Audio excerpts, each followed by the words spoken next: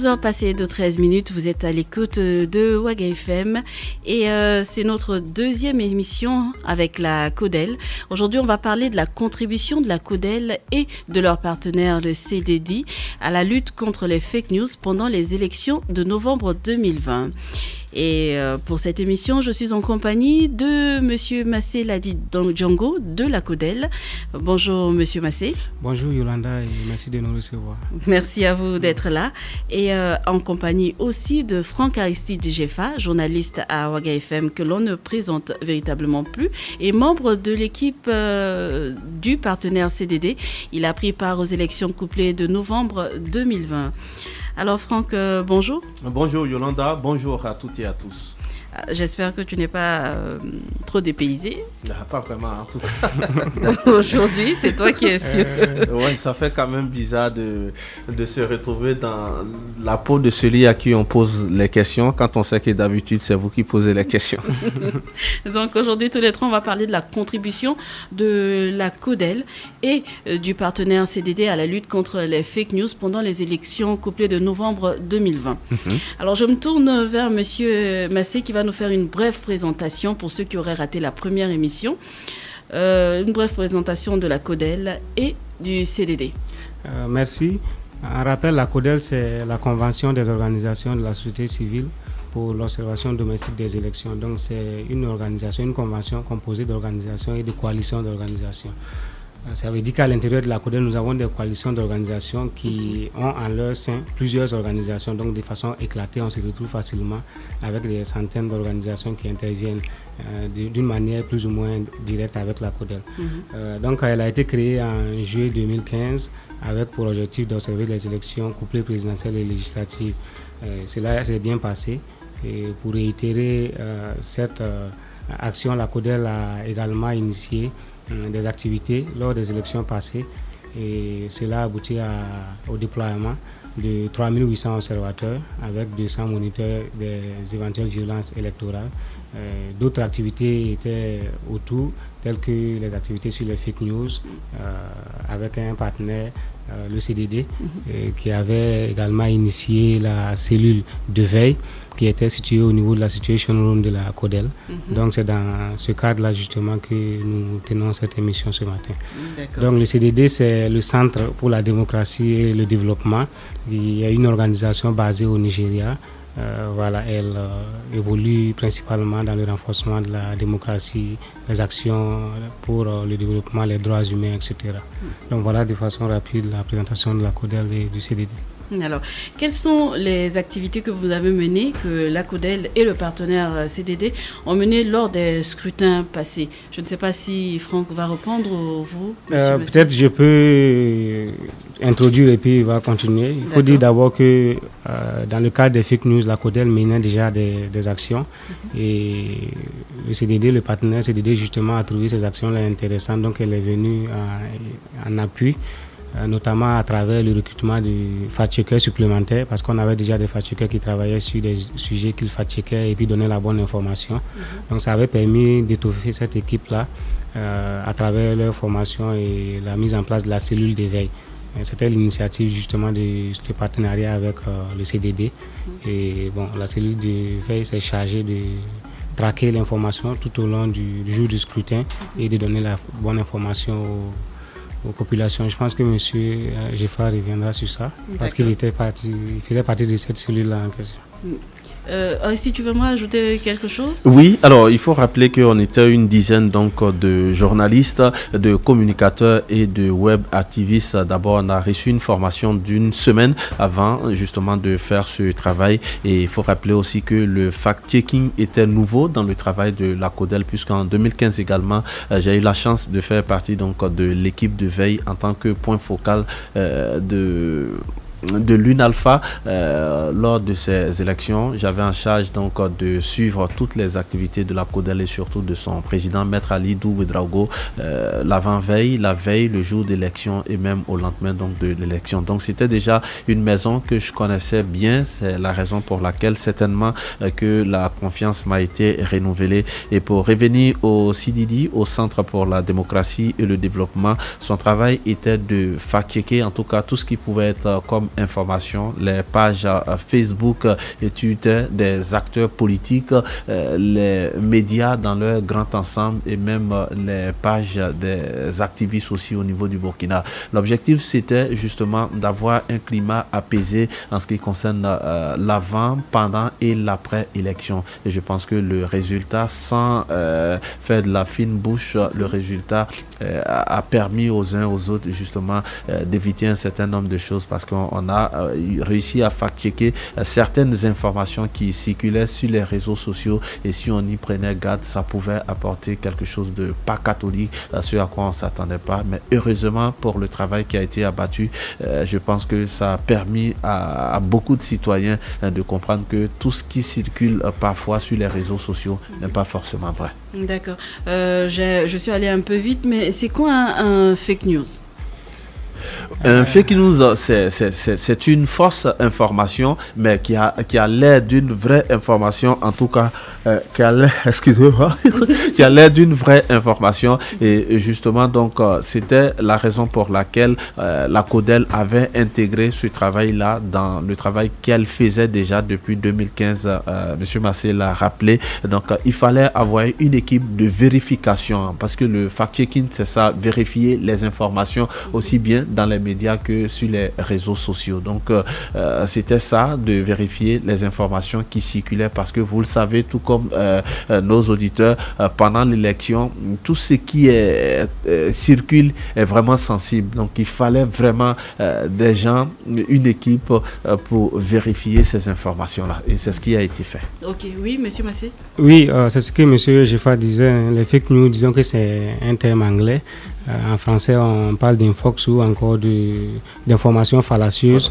Autrement dit, ce sont des informations mensongères manipulées intentionnellement dans le but d'induire justement le public en erreur. Donc, il y a des intérêts souvent pas catholiques cachés derrière.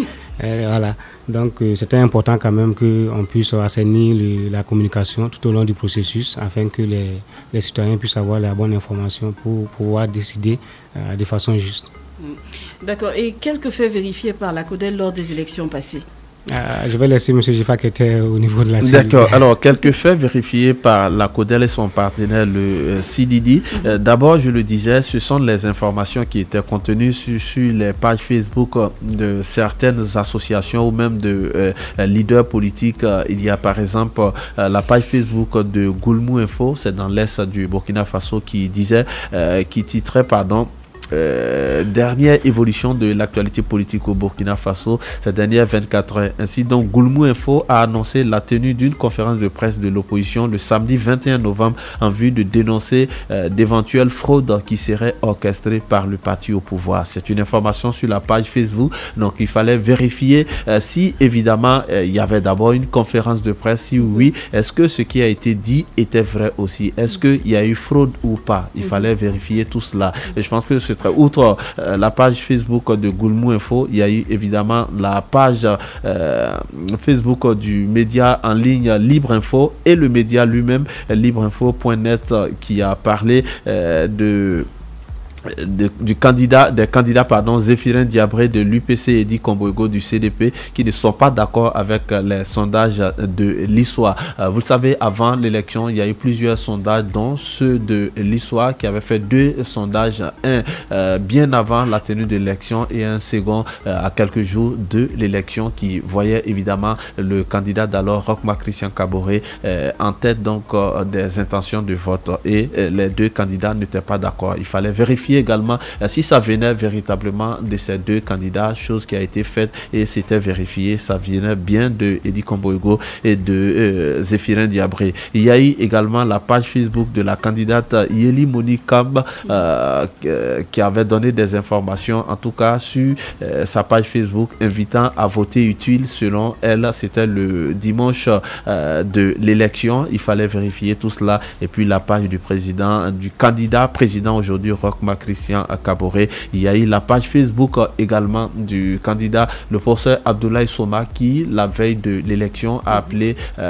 sur sa page Facebook depuis sa base électorale à Banfora la jeunesse à voter utile également et utile pour lui. C'était lui forcément. Il fallait vérifier tout ça. Et l'information qui était la plus, en tout cas, qui pouvait constituer pour ma part une bombe, c'est l'information, il y a eu deux informations à Houndé et à Bromo qui mettaient aux prises deux camps. Le camp donc de l'UPC qui était alors à l'opposition et du parti au pouvoir, le MPP. À Bromo, des informations ont circulé sur les réseaux sociaux et même dans certains médias en ligne qu'une dame au nom du parti au pouvoir, en tout cas, réceptionnait les cartes nationales d'identité et en retour, elle donnait de l'argent aux militants de son parti pour qu'ils votent. On a vérifié, c'est une vieille image d'ailleurs, c'est une vieille image où évidemment les membres du parti au pouvoir sensibilisaient justement leurs militants à se faire enrôler pour avoir les cartes nationales d'identité et on ne remettait pas d'argent en ce moment-là. Donc c'était une vieille image. Ça veut dire que c'est une fausse information. Il y a eu à Houndé une altercation entre militants de partis d'opposition de la majorité, entre l'UPC et le MPP. Il y a eu une petite altercation et on voyait une image dans les médias sociaux où un militant de l'UPC, son t-shirt était carrément déchiré avec une tache de sang. Et l'information qui, si on y prenait garde, pouvait embraser tout le pays, c'est que certains ont dit que des militants du parti au pouvoir l'ont macheté.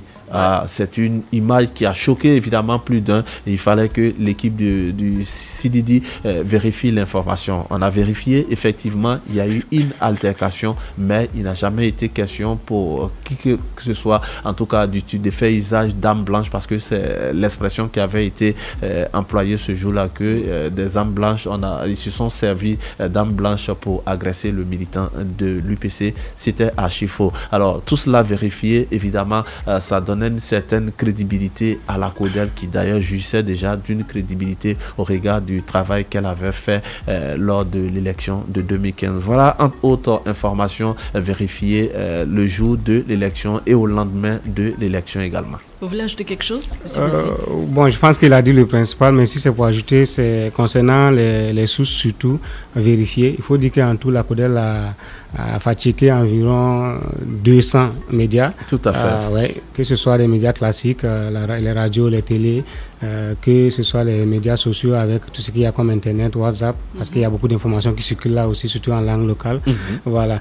Donc, comme M. Jeffa le disait, il y a eu des partis politiques qui ont été fatigués, des influenceurs, blogueurs, mais aussi des médias en ligne. Par exemple, je vais ajouter, il y a eu un influenceur, une influenceuse, je ne vais pas forcément donner le nom, mais qui disait par exemple dans ses propos que de sources sûres, nous informons que le bureau de vote de Gossina dans la province du Nayala a suspendu ses votes pour manque de bulletins législatifs. Par exemple, les fact-checkers de la CODEL se sont lancés sur le dossier, ils ont vérifié. Après, il ressort qu'au regard des faits qui ont été vérifiés sur le terrain, ce n'est pas le cas. Dans notre modèle, il faut dire qu'on retrace les propos de la personne, on fait ressortir les faits et ensuite on fait sortir une conclusion. Donc, quand la personne prend l'information, parce que c'est un visuel, on fait ça sous forme de visuel pour pouvoir donner l'information facilement aux populations. Vous avez la possibilité de les avoir d'ailleurs sur notre site web. Il y a une rubrique dédiée, checked, qui veut dire les faits qui ont été vérifiés, et vous allez avoir les informations sur les faits qui ont été vérifiés pendant ce processus-là. Peut-être il y a aussi le cas du ministère de la Défense, où on disait que le ministre de la Défense et ses services avaient fermé des bureaux de vote dans une province qui était favorable à l'opposition. Et on disait même que les propos venaient du chef de file de l'opposition à son temps. C'est un média qui a fait la publication. Après vérification aussi, il est ressorti que c'était faux. Et je pense que c'était un seul même bureau de vote à Tinakov. Voilà, parce qu'il y avait des soucis de sécurité, donc il n'avait pas pu convoyer tout ce qu'il y avait comme matériel. Donc voilà un peu des faits fact-checkés, entre autres, qui ont permis un peu d'éviter certaines situations non enviables lors de ce processus passé-là. Mais une fois que vous avez fact-checké, vous avez fait vos enquêtes et trouvé la bonne information, qu'est-ce que vous faites à la source qui a divulgué une mauvaise information, une fausse information? Justement, on lui renvoie l'information. Tout simplement. Puisqu'il faut l'informer la personne pour lui dire, voilà l'information que vous avez donnée, voilà la bonne information avec la source. Donc il n'y a pas de sanction alors? Non, bon, il ne revient pas évidemment à l'équipe du CDD ou à la CODEL de sanctionner qui que ce soit. La CODEL et son partenaire mettent les deux informations en opposition, la bonne et la mauvaise. Maintenant, les autorités compétentes ou ceux qui sont en droit de le faire peuvent se saisir du dossier et porter plainte contre X ou contre Y. Sinon, il ne revient pas à la CODEL et à son partenaire, le CDD, en tout cas, de porter plainte. L'objectif, c'était de vérifier les informations qui circulent aussi bien dans les médias classiques que dans les réseaux sociaux. C'était ça le travail et c'est ce qui a été fait. Ok, merci bien.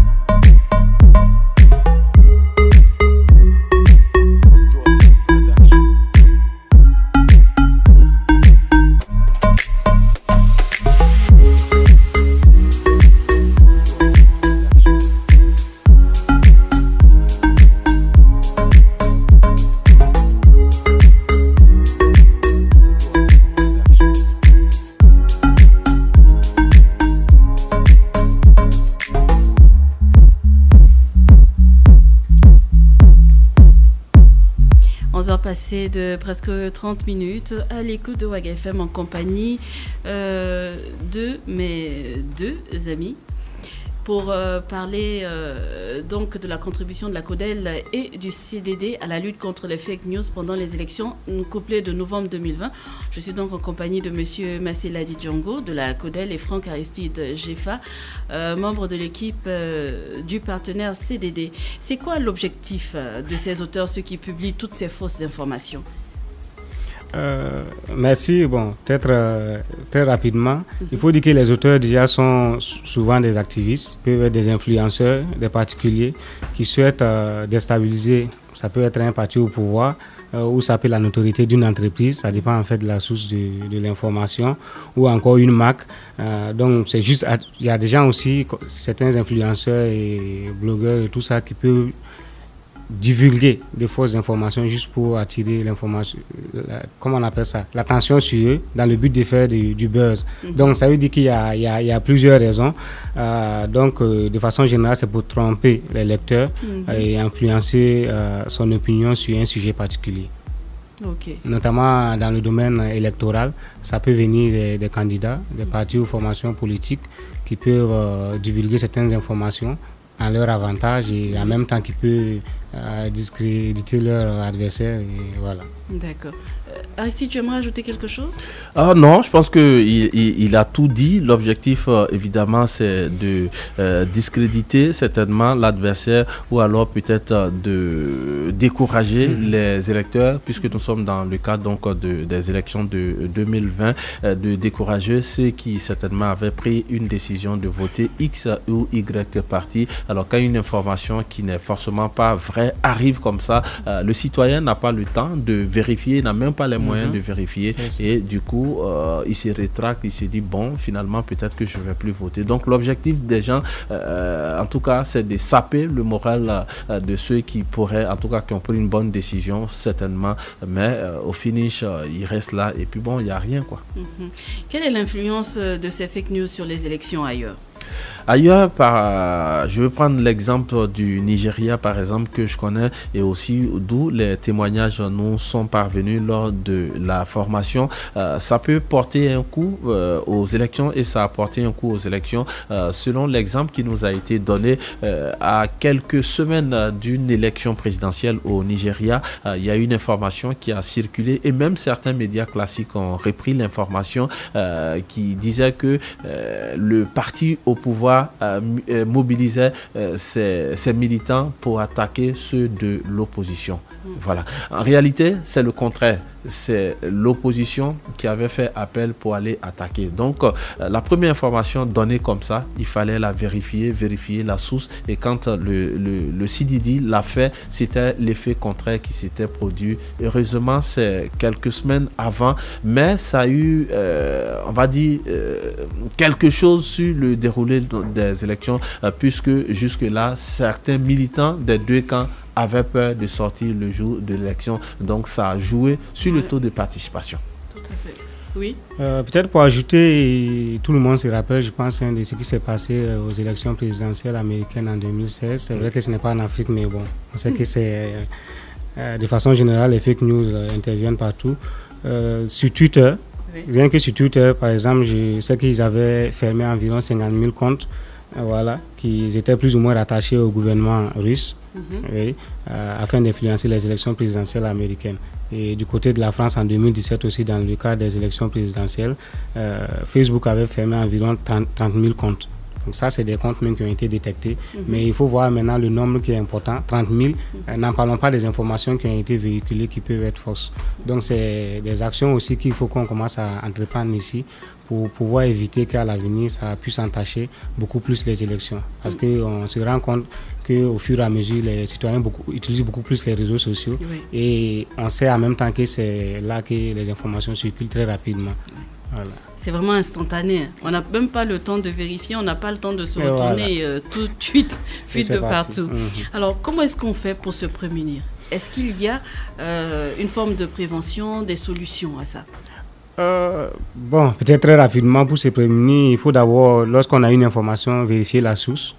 Je pense que c'est ce que les experts donnent de façon générale. Est-ce que c'est une source fiable? Est-ce qu'elle a pour vocation d'être neutre? Parce qu'on sait qu'il y a des sources qui ne sont pas neutres. Ça peut être des individus, des influenceurs, même des médias qui ne sont pas forcément neutres. Et maintenant, vérifier est-ce que cette source-là a un intérêt particulier à divulguer ces genres d'informations. Et après tout ça, je pense que c'est toujours intéressant de pouvoir faire aussi un croisement, rechercher la bonne information sur d'autres sources aussi. Voilà, il ne suffit pas de prendre forcément chez une seule source pour dire qu'elle est bonne. Ça peut permettre quand même de minimiser le risque de partager une mauvaise information.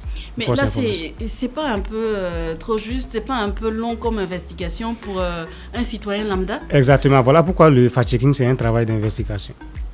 Vous allez voir parmi les fact-checkers justement qu'on a recrutés, principalement ce sont des journalistes d'investigation. Donc il faut savoir investiguer, trouver la bonne information, avoir des sources fiables avant de dire que voilà la bonne information. Donc c'est un travail d'investigation. Alors, pour répondre à votre question, pour les citoyens lambda, c'est vraiment compliqué. Il n'a pas la possibilité, comme je le disais, de vérifier l'information. Tout ce qu'il pourra faire, c'est d'avoir le discernement, pour en tout cas faire la différence entre la bonne et la mauvaise information. Mais ça va être compliqué. Mais heureusement, aujourd'hui,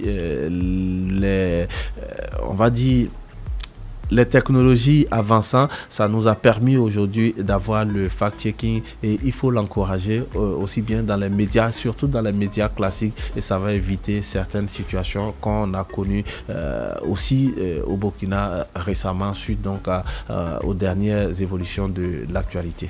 Donc au vu de tout ce que l'on a dit, quelles sont les actions en vue? Qu'est-ce qui est prévu par la CODEL et son partenaire, le CDD, pour pouvoir pallier à tout ça? C'est de renforcer le partenariat parce que l'équipe du Nigeria, à la fin de la mission, après l'élection, devrait revenir régulièrement pour faire le point de ce qui a eu lieu comme travail. Et à l'approche même des élections à venir, il était envisagé que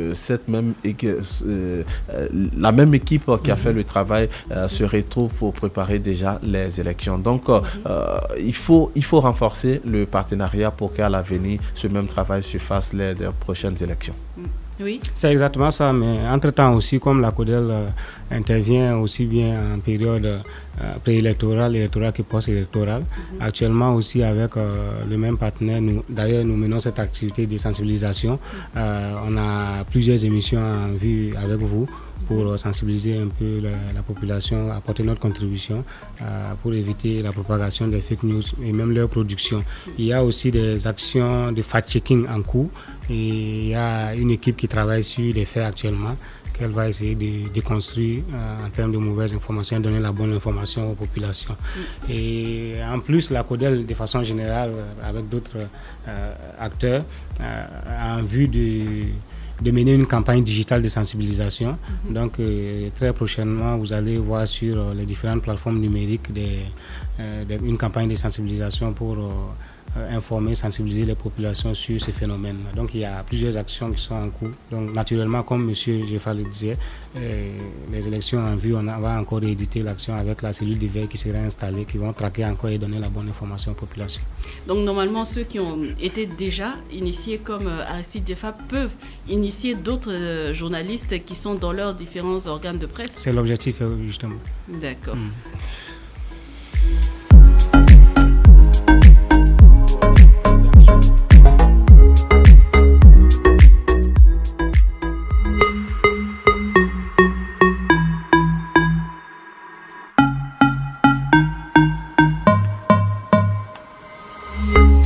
Nous arrivons donc au terme de ce deuxième épisode. Aujourd'hui, on abordait la contribution de la CODEL et du partenaire CDD à la lutte contre les fake news pendant les élections couplées de novembre 2020 ici au Burkina en compagnie de M. Massé Ladi Diongo de la CODEL et Franck Aristide Jeffa, membre de l'équipe CDD. Votre mot de la fin pour terminer notre entretien? D'abord, c'est d'inviter les auditeurs et auditrices à suivre le prochain numéro qui aura lieu demain. Oui. Voilà, ça sera sur le rôle des médias. Ça veut dire comment cela a affecté les élections passées. Oui. Voilà, donc ça serait intéressant aussi de pouvoir suivre pour avoir des éléments. Voilà. Maintenant, peut-être les inviter aussi par rapport, comme on vient de parler de tout ce qui est fact-checké, de pouvoir retrouver les éléments qu'on a fact-checkés lors des élections passées sur nos différentes plateformes. Oui. Sur Facebook, il suffit de taper CODEL Burkina et vous allez défiler, trouver les éléments. Sur le web, c'est www.codel.bf. La rubrique checked, vous avez tout ce qu'il y a comme information. Okay. Merci et voilà, salutations à tous. Okay. Oui, Aristide? Alors, c'est une suite logique. Si vous avez suivi le premier numéro, le second, forcément, il va falloir suivre le troisième. Et on invite donc les auditeurs à rester à l'écoute demain pour voir aussi le travail, le rôle, la contribution des médias dans la veille électorale. D'accord, merci beaucoup à vous, messieurs. Donc, demain, toujours à partir de 11h, juste après le flash et le tube à la une sur Waga FM. On va parler du rôle des médias, comment est-ce que cela a affecté les élections.